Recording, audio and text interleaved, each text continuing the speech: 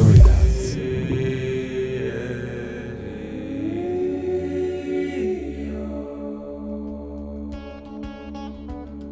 If you say we're going to time travel to 2070, most people go into, right, well, we're under about 10 meters of water or everything's on fire and we're completely fucked. If you say it's 2100, everybody imagines it's like Star Trek and everyone's flying around in space. But 2030 for me is the distance out that we need to get to, because we need to be able to have the longing for that in such a way that it's being like throwing a whirlpool in front of you that then draws you towards it. It's like that's what storytelling can do. We need to be creating those things that then start to sort of suck us in. Welcome to the Story Paths podcast. I'm Theodore Lowry, and this is the podcast where we explore links between story and culture. And I'm happy to bring on the show today one of my heroes, Rob Hopkins.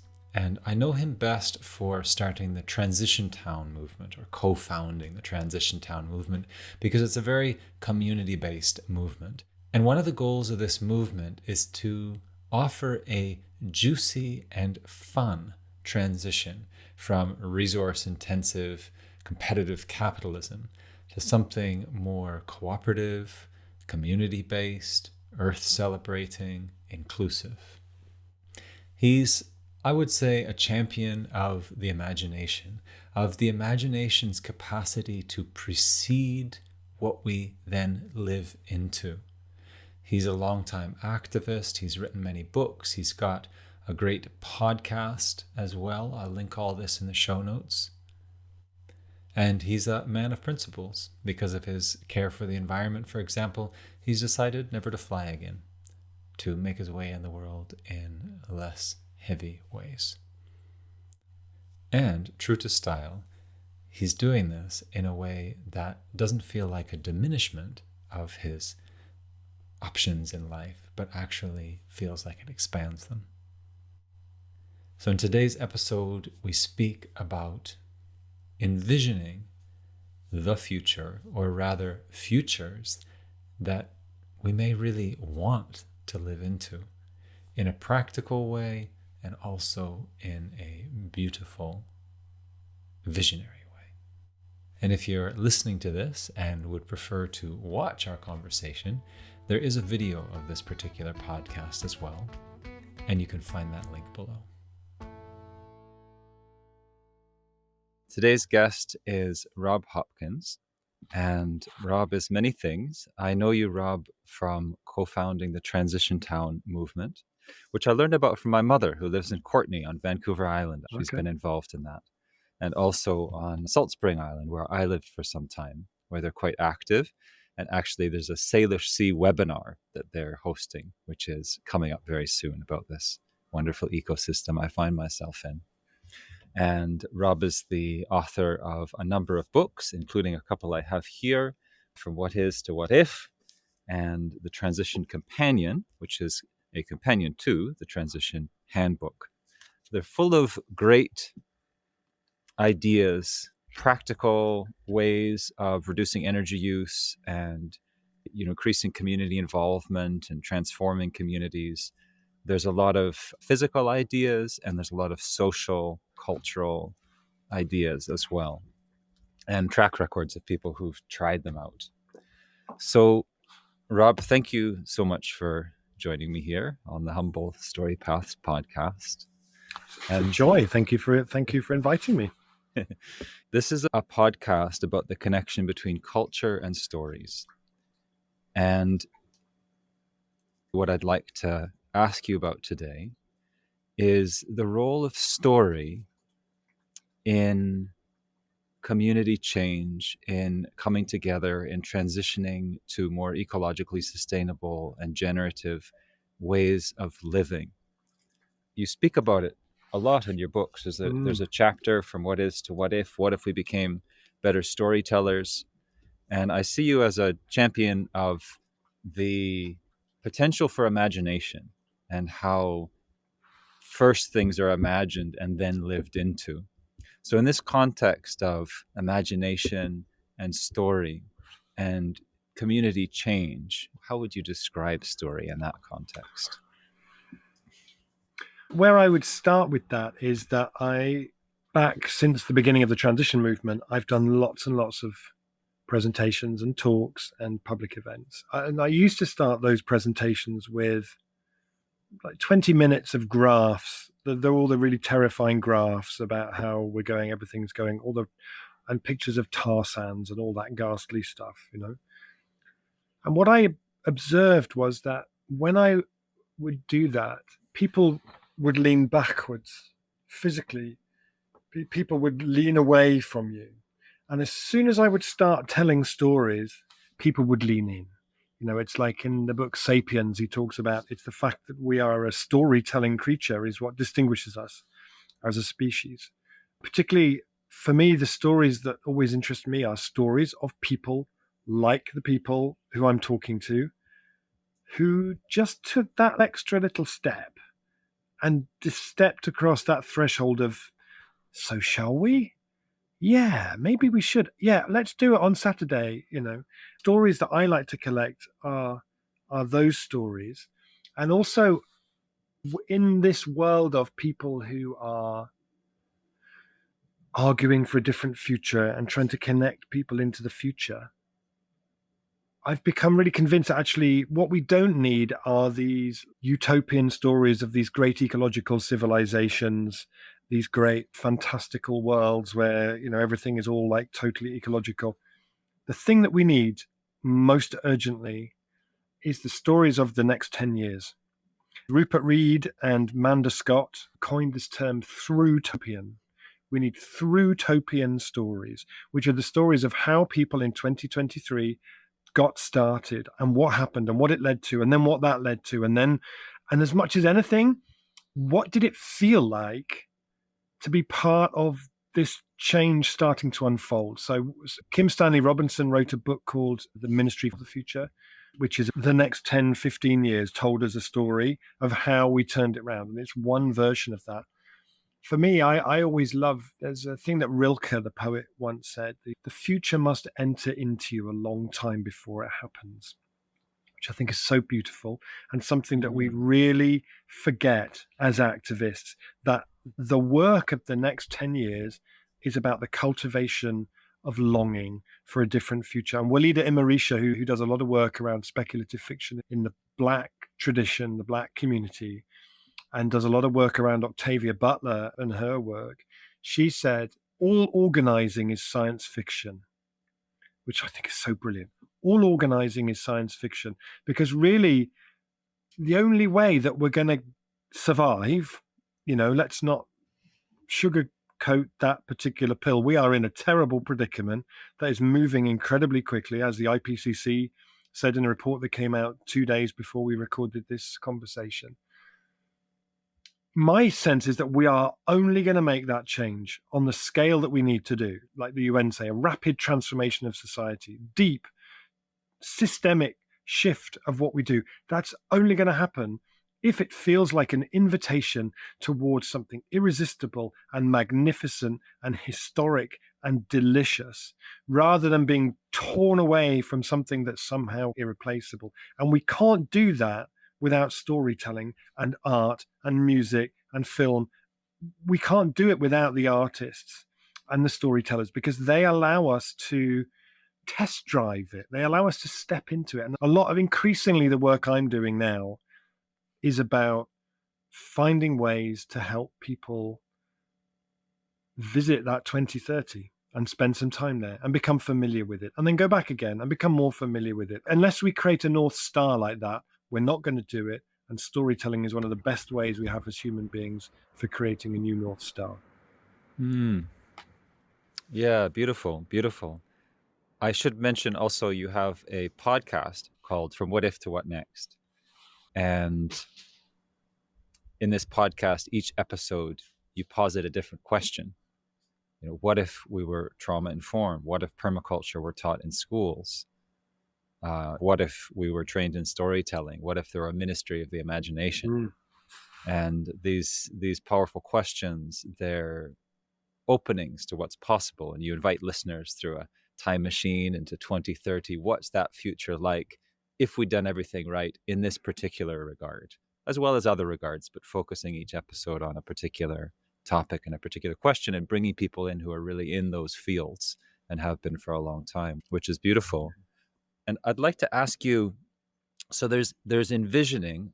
I would call this envisioning. Is that a good word for it? Kind of envisioning together? Yeah, we can go with Yeah. that. Yeah. Yeah, kind of stepping into possibility. And like you say, tasting, touching. There's more bird song. There's not so many cars on the street. Conversations have a different tone to them. People aren't in such a rush, like getting into details. And then we are here in this time, 2023, as of the recording. And we have all our current situation, our current problems. The skeptic who would say, well, what's the point of all this envisioning? We've got work to do. What would you say bridges that envisioning and change?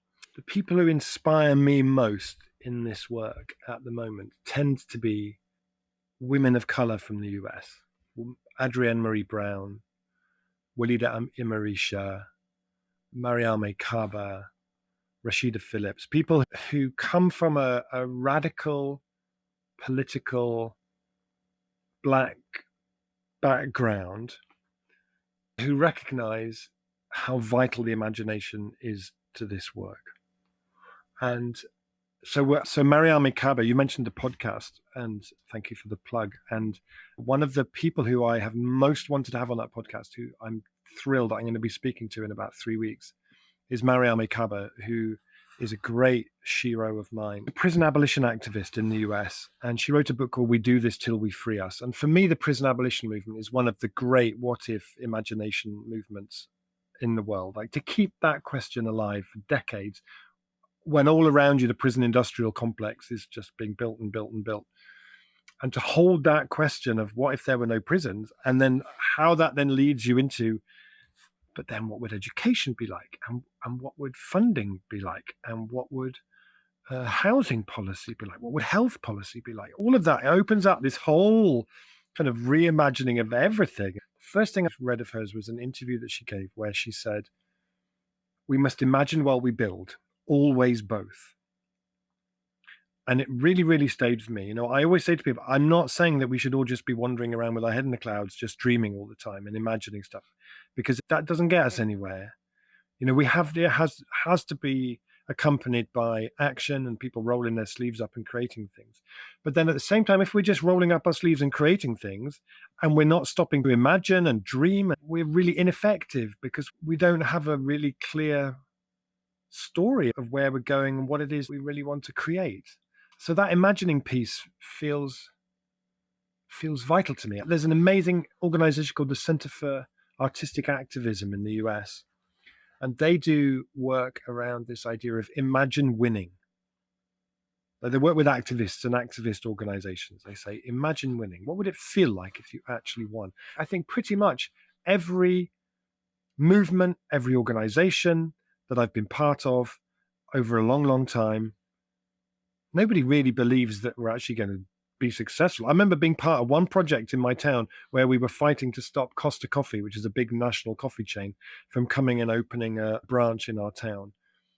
And we were one of the only places in the country that actually won, and they decided not to come. And I remember that morning when we heard, and we were sitting around a table, it was like, this feels really weird. Something feels really strange here. I can't quite put my finger on it. Oh, yes, it's the fact that everything I've ever been involved in before in terms of campaigning has never won. And this feels really, really good. And so I feel like that we need to be able to do the work that we do underpinned by a tangible sense of direction and opening up those spaces for people. A big part of our activism, I think, needs to be opening up spaces where people, I call them what if spaces, where people can come together and really dream and really imagine. And I've seen, you know, in Bologna in Italy, they have this thing called the Civic Imagination Office, set up by the administration. In Mexico City, the mayor created something that was conceived of as a Ministry of Imagination within his department. You know, we need to be creating space for people to be imaginative in a way that's really well facilitated. So I'm not saying we should just be imaginative, although we should just do things. We have to do both of those things, because work without a vision is just drudgery, really. Yeah, well put. And without having a deliberate vision, we tend to slip perhaps into the predominant vision of our times. Like you talk about how dystopian thinking at this point is lazy imagination. It's very easy to think in a dystopian way. And just to stay on that, I'm a huge admirer of Joanna Macy. I've met her a couple of times. Mm, I think of her as kind of a sister. For me, she's one of the great bodhisattvas of our time. I think she's mm, awesome, and her work that reconnects is amazing.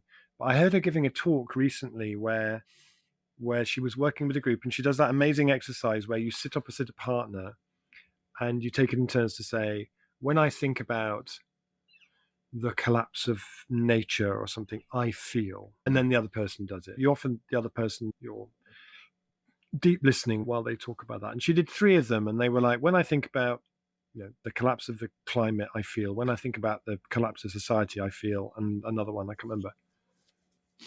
And I was thinking, where's the fourth one about when I think about mm, being part of the utterly transformative social movement that managed to do everything we possibly could have done in the time to slow this down as much as we humanly could have done and reinvented pretty much everything, I feel.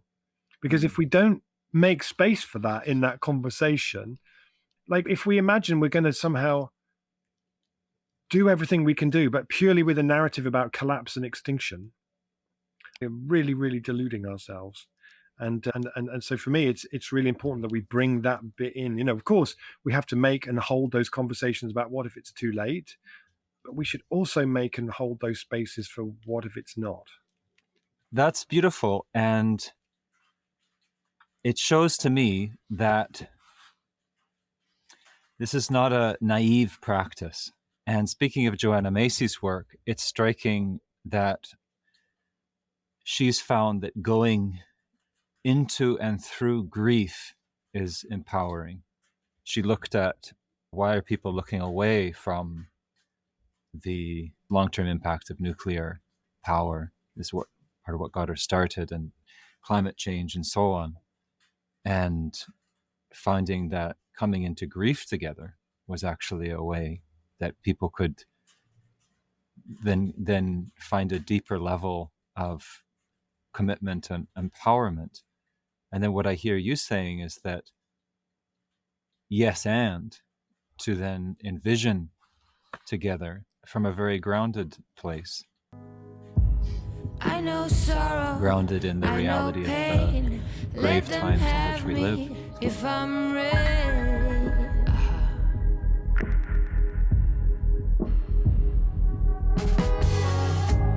All them skies know our names. When it's time, burn me steady.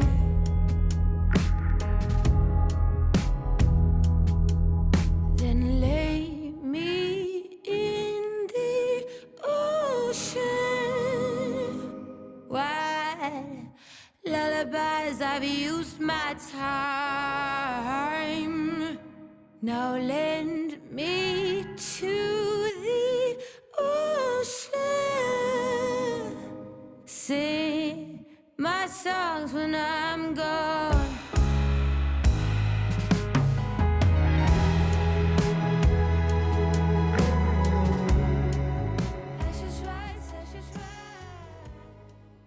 We have to realize that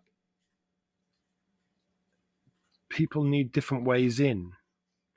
Like there's a guy called Gregory Clays who just wrote a book recently called Utopianism for a Dying Planet. And he says in that book, only the extraordinary can save us. And I feel increasingly like I've no idea if anything is going to work. I know the things I've done that haven't worked, so maybe there's other things we can try that might work. I'm doing a project which I so love doing called Field Recordings from the Future. The idea with that project is if you had a time machine and you could travel to 2030, to a 2030 that's the result of us having done everything we could have done. So the 7 years between now and then were this extraordinary time of transformation and change.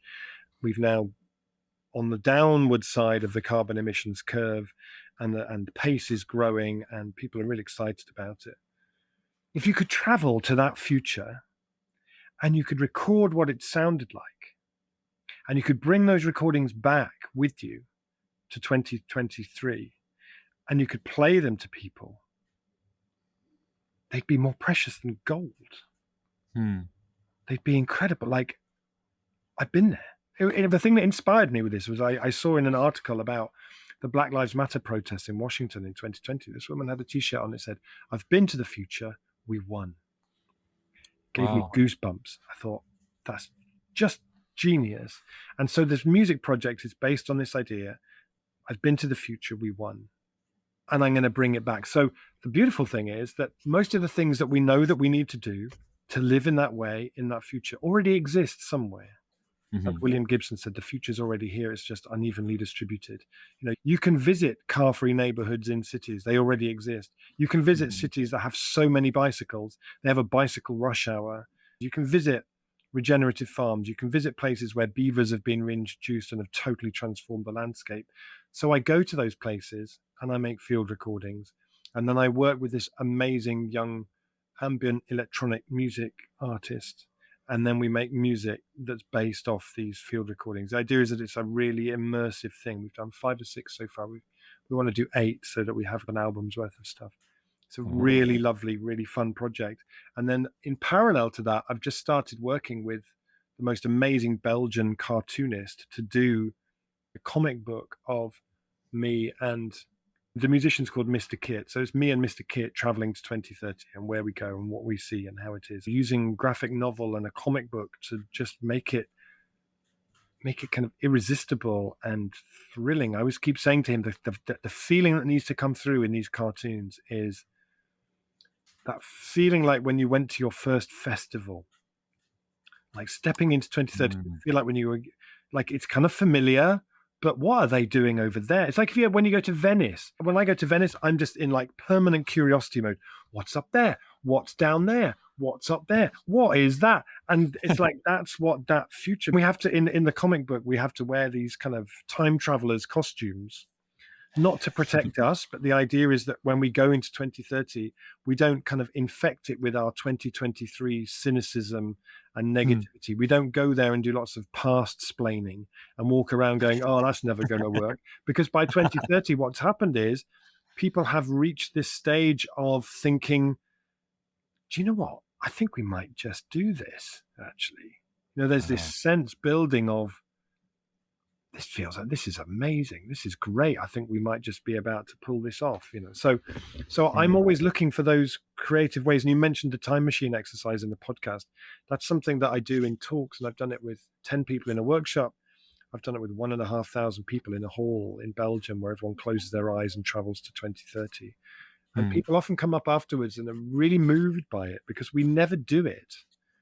We never do it. And there's something about 2030 that if you say we're going to time travel to 2070, most people go into, right, well, we're under about 10 meters of water or everything's on fire and we're completely fucked. If you say it's 2100, everybody imagines it's like Star Trek and everyone's flying around in space. But 2030 for me is the distance out that we need to get to, because we need to be able to have the longing for that in such a way that somebody once described it as being like throwing a whirlpool in front of you that then draws you towards it. It's like that's what storytelling can do. We need to be creating those things that then start to sort of suck us in. Yeah, and that they're juicy and dynamic. I feel like through doing the podcast and hearing 76 episodes, and in each episode I have 2 guests, and in the episode start out by them time traveling us to 2030. And we walk around. What's it like? If we're exploring, what if we had a universal basic income, rather than having an intellectual discussion about whether a universal basic income is a good idea, we travel to 2030 and I say, so how does the air smell different? Like, how does it feel different? How do you see it reflected in people's faces that are walking past you as you walk around? Stepping into it and doing this comic book, it's now like, okay, so what would the signs in the windows of the shops be? What shops would there be? What would a high street look like? What are people wearing? There's a lovely project. It was people who were trying to think of new words that we're going to need by then. Maybe there are things that we're going to need then that we don't have words for at the moment. So we could have quite fun making them up. What might those words be that people are going to need in that 2030? So I feel like anything that we can do to help people to mentally inhabit that world is really time well spent. And it reminds me of writing advice, of being specific. When writing stories, they say, try to give specific details of the characters' lives and their interactions, physical details, because those will bring readers in, and they'll tend to point towards more universal principles rather than the other way around, from universal principles indicating the details. Like you say, with the universal income, we could have a debate about it, but we're stuck in abstractions in a sense, right? I've got my abstract opinions and you've got yours. But if we get into the inhabiting of it, it's really tapping into one of these great powers that we have as human beings, like you said earlier on. This capacity for imagination, the capacity for story, and then having a sense of what that feels like.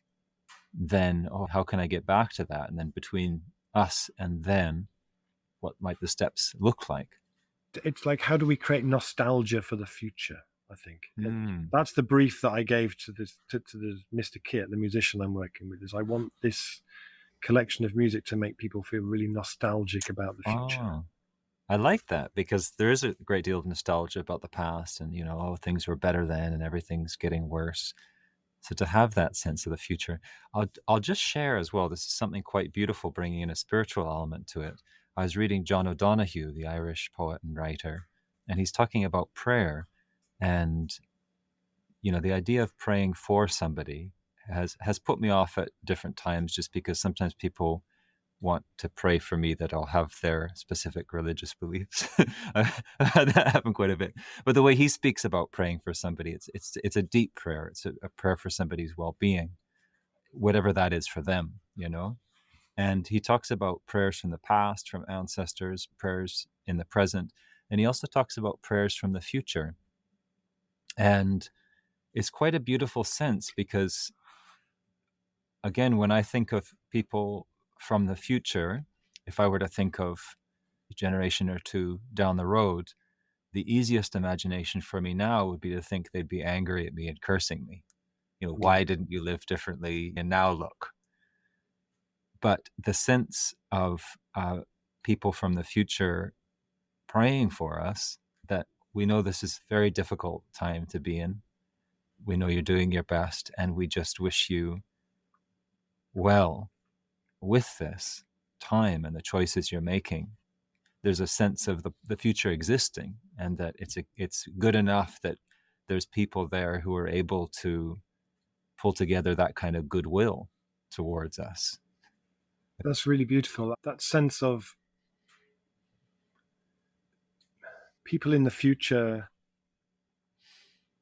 being so grateful as well. Right. It's like, if you could go back in time and you could be sitting next to Rosa Parks on the bus, what would you say to Rosa Parks?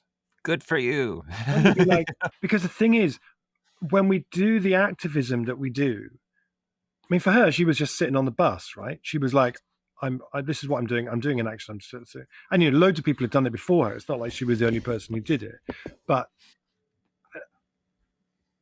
I always say to people, like, for example, I was in France last year, where they had just launched Marseille en Transition, and they did this big event, this big, like, open space visioning, dreaming event. It's a way lots of transition groups get started.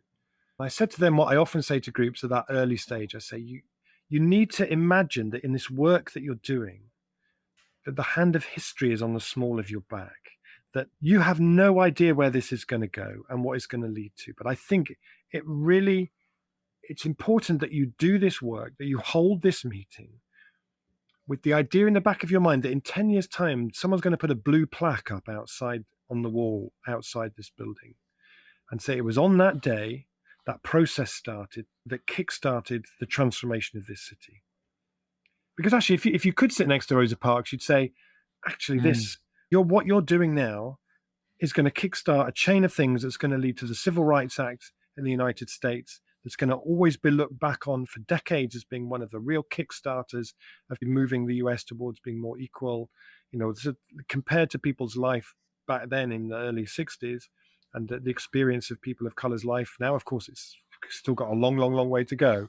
But, a lot has changed during that time. And that's my sense. If we do the work that we do in the kind of climate space, the ecological space, the biodiversity space, and it's as successful as it can be in the situation that we're in, it's like the gratitude of people in that future for having been the people who stepped up and did something.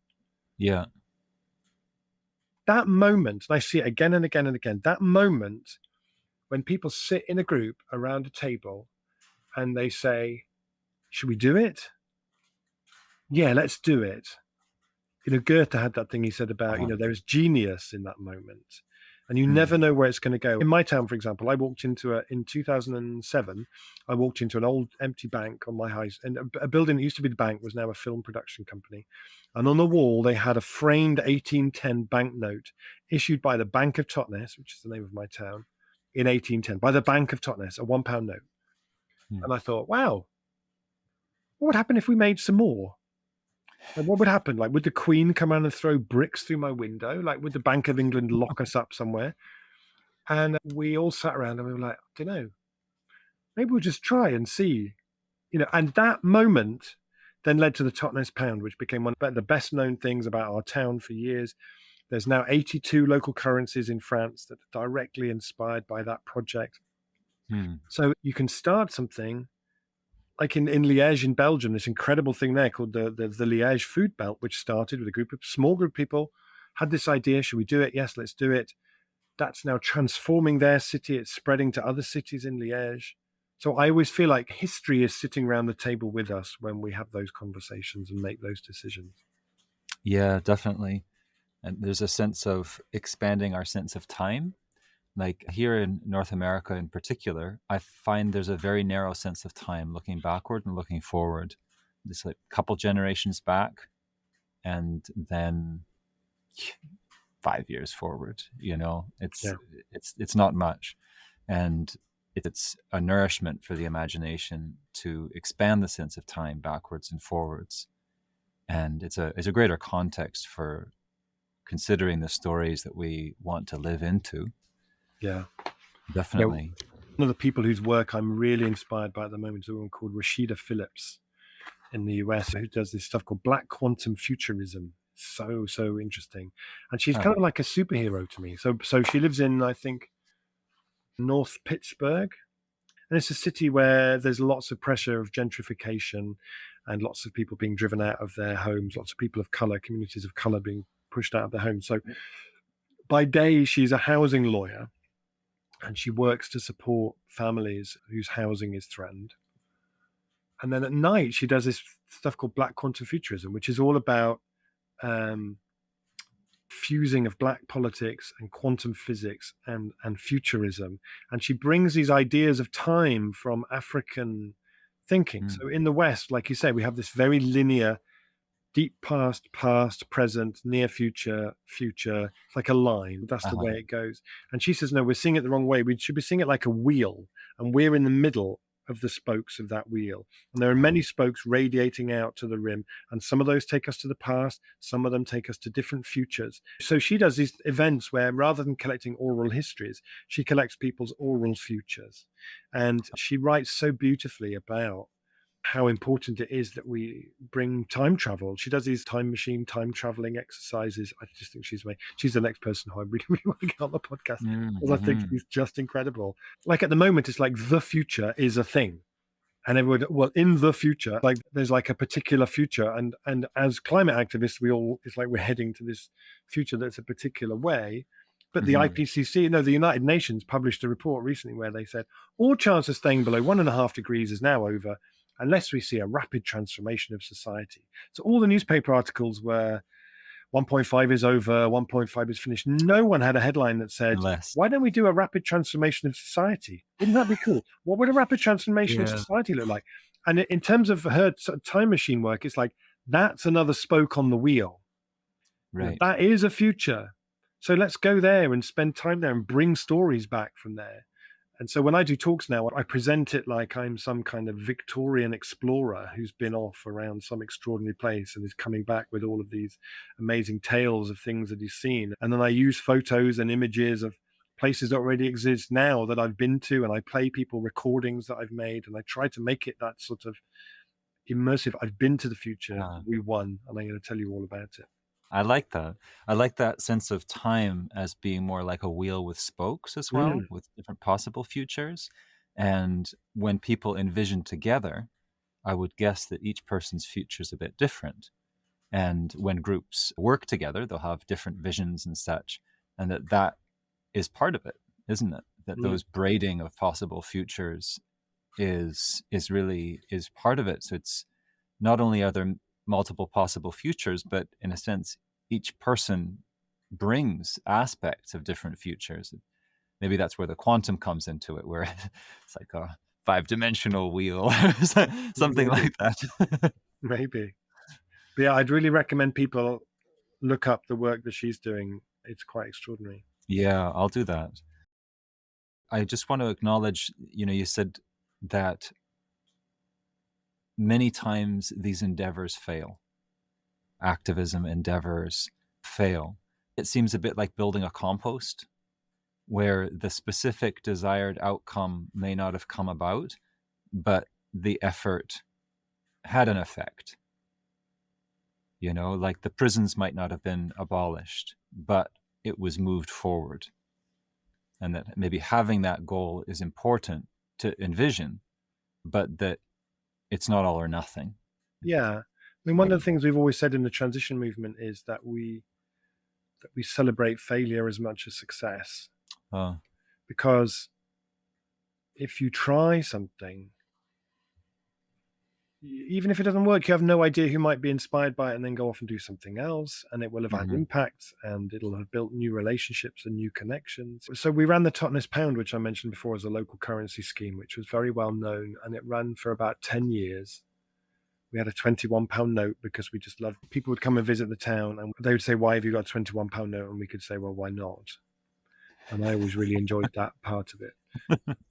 But in 2019 we wound the scheme down just because nobody was using cash anymore of any kind, really, and it became increasingly difficult to maintain it with volunteers. People were quite tired. It's a long time to run something like that if you don't have any meaningful support from local government and different people like that. So we did an evening that was called A Celebration of the Life and Times of the Totnes Pound. And I gave a talk at it where I went through, well, was it a success or was it a failure? Well, it depends what you mean. It depends what you class success as. Did it become the currency of choice for everybody in Totnes and displace the need to use a currency? No, that clearly didn't happen. Did it mean thousands of people had the opportunity to rethink what a local economy could be like and who it could serve? Yes. Did it put this town on the map and inspire people all over the place to copy what we're doing? Yes. Did it create all sorts of conversations between people that otherwise wouldn't have happened during the time of an epidemic of loneliness? Yeah. So there's all sorts of things. It's like, well, it depends what we mean by success and failure. And for me, the most important thing is that people take a risk, that people feel happy to step outside of what's currently going on and try something. And it might not work, but even if it doesn't work, you get to meet new people, you get to have an interesting experience. I've been involved in projects that people could argue had failed, but that's a very, very narrow way of looking at them. I agree. Yeah. And I appreciate you had, I might call it a closing ceremony for the Totnes Pound. Like, things have their life cycle. We have our life cycle.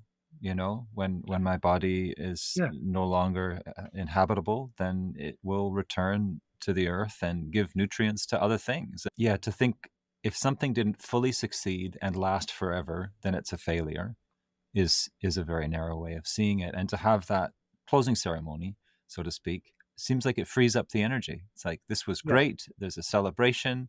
We don't need to keep it going forever. We can use our energy in other ways. And to close it together speaks of a relationship with death of our culture. I mean, just that things don't need to last forever. Yeah, Things have their exactly. life cycle, and they return their energy to the system after it's done. Exactly. I'm always a great believer that the projects that we do should tell an amazing story. You know, that story about the Totnes pound went everywhere around the world. For there was a period Right. of time where if people knew nothing about Totnes, they knew that we'd printed our own money. One of the things that I'm always really proud of was a couple of years after we'd launched it, there was an article about it in a newspaper in Mexico, and it had a map of the UK on it that just showed 3 places: London, Liverpool, Totnes. It's a little town of 9,000 people, but we were like, we're on the map. And yeah, I really like that. You know, I think, well, we need to be agile and playful and a bit silly. The Institute for the Future in Palo Alto in America have a quote on their window from Jim Data, which says, "Any useful idea about the future should at first seem ridiculous." I like that. And I always see, you know, I went to a conference recently in Switzerland. I was speaking at this conference, and it was an audience of like 300 or 400 young people who were interested in organic farming. And the speaker before me was from some big supermarket chain in Switzerland. And in his talk, he said at least 4 times, "So I really urge you to be pragmatic. You know, we really need to be pragmatic." And when I got up, I said, "I'm really here to say, please don't be pragmatic." The last thing we need is for you to be pragmatic. What we need is for you to be happy to be ridiculous and to be playful, because we're so far into the climate and ecological emergency now that any ideas we come up with that don't initially seem at least a bit ridiculous are not ambitious enough. Right. You know, we have to reimagine everything in like 8 years or something. So, you know, if someone comes along with pragmatic ideas, I'm like, no, start again. We need to be way more ambitious than that. Because pragmatic is often within the scope of what is currently being done. Yeah, like quite often people use the word imagination and innovation kind of interchangeably, and they're very different to me. Like innovation is like rearranging the deck chairs on the Titanic. It's like it doesn't question the fundamental model. I always explain it to people like pizza. You can innovate with pizza, right? You can change the kind of flour you use, the kind of cheese you use. You can do a vegan pizza, whatever it is. You don't need to reimagine pizza. That would be bonkers. Pizza's fantastic. We all understand pizza. It's a great thing. You don't need to reimagine pizza. But our growth-based, fossil fuel-based economy is not like pizza, because it's pushing us off the cliff at great speed, relentlessly. And in that situation, innovation is really quite pointless. What we're just going to decide, you know, what we're going to call the pension plan that's invested in fossil fuels rather than getting it out of fossil fuels. At this time, that nurturing of the imagination and that radical imagination that's able to really question everything and come up with the what if questions. You know, we all need to become imagination activists. It has to run through our work. It's like, yes, of course it's important that we talk about extinction and collapse. But in every conversation where we talk about extinction and collapse, if we don't also talk about what it is that we long for in that future that has done something about it. You know, I want to hear, like, I long for a city where the rivers are so clean I can swim to work. You know, stuff like that. It's like, bring that into the conversation. I want to know what it is that's drawing you towards that future, not just about despair and that sense of inevitability. Oh, beautiful. I want to invite you just before we close, and thank you so much for this conversation. It's been rich. I feel like we could go on for much longer. If you could lead our listeners through a short imagination exercise. Just here next to me, which you can't see because this is a podcast, my time machine, which I built during lockdown, and which can go backwards and forwards. It's very, very beautiful. And it has, we just had to repair the disbelief suspenders in it last week and overhaul the cynicism overriders. And it's working really, really well now.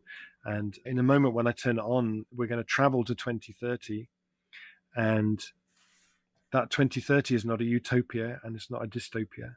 It's the result of us having done every single thing that we could have done during that time. It felt like we lived through a revolution of the imagination where anything felt possible. It was a time of extraordinary and deep transformation. So I invite, if you're listening, to close your eyes and then just sit in quiet for 2 minutes and just go for a walk around that world in your imagination. What does it taste like? What does it feel like? Use your imagination with all of its senses.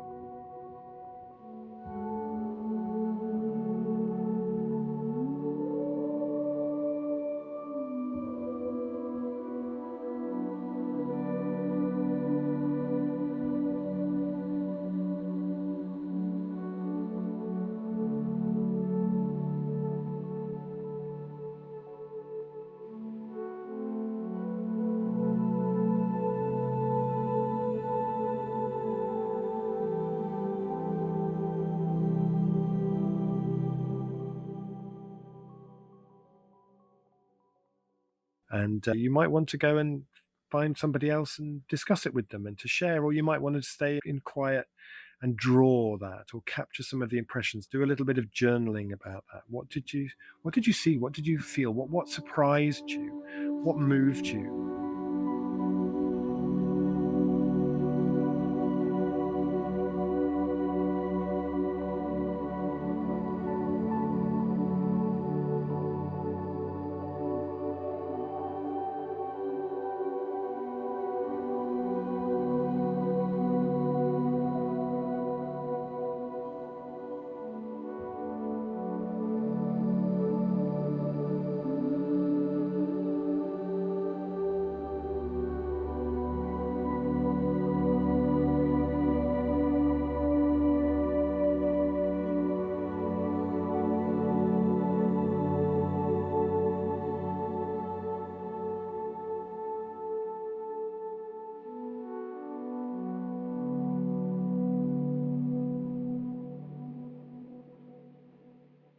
And to revisit this as a practice, maybe once a week or even once a day, so it becomes a regular practice where you dip back into that world and you keep topping up your experience of it. Beautiful. Well, thank you very much, Rob. This has been a great pleasure. Wow. I'll put your site and a link to your podcast Thank you. in the show notes. Is there anything else you'd like to say before we close? No, I just thank you very much for inviting me, and yeah, see you again, I'm sure. And so we come to the end of this episode. Rob mentioned a number of heroes and sheroes of his, and I'll put their names in the show notes, along with some links to their work or a starting point that you might begin to explore their work from. I'll also put links to Rob's website. I definitely recommend looking at some of his books, as well as having a listen to his excellent podcast, From What If to What Next. And I'll link that too. There's also a bonus episode connected with this podcast, which is a guided meditation that I crafted, bringing you through a visualization of the future of the world that you want now, starting from the very place where you are situated. And this is crafted with music and pauses for journaling and visualization and song and creative movements, whatever works for you, to inhabit the world you want from the inside out into your community, out into the world. This bonus episode is available for paid subscribers on my Substack, and if you're not subscribed, you might consider it. It's only $5 per month. And you can also reach out to me there and comment on the episodes. My best wishes are for you and yours in this time. Bye for now.